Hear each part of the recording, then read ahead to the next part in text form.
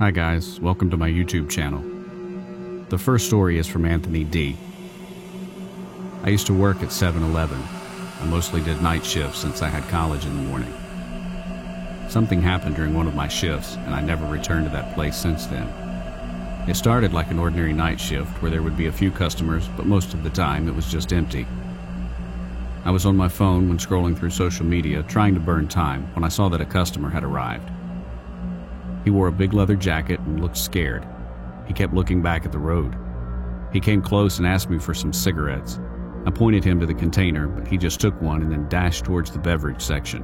When he turned, I noticed blood on his jacket near the left elbow side. My heart skipped a beat when I saw it. He seemed very shady and still kept looking back at the road. I looked around and the street was empty. Before I could take my phone and call 911, this man turned around, took out a knife from his jacket and came charging at me, screaming. I panicked and screamed, but he had already made his way near me and threatened to kill me if I did something. My whole body froze and became cold. He was still keeping an eye out to the streets, and at that moment I tried to get my phone. Unfortunately, he noticed that and gripped my neck with his other hand, tried to choke me. I felt the life out of me drain. Suddenly, I heard some sirens and he let go and ran down the streets. One cop stayed and asked me if I was all right, and the other went chasing for the man. They told me he was a wanted fugitive who was last seen in this area. I was lucky they showed up. Since then, I have never taken a night shift or any kind of retail job, and that experience still haunts me until today. The second story is from Martha C. I was sitting at the bus stop waiting for a bus to arrive. I had gone out of the city to meet a client and I was on my way back home. It was past 10 p.m. The event had taken more time than I expected, and now I was in an unknown place waiting for a bus. I didn't know if there was going to be one, but I saw from the sign there should be one at 10:30.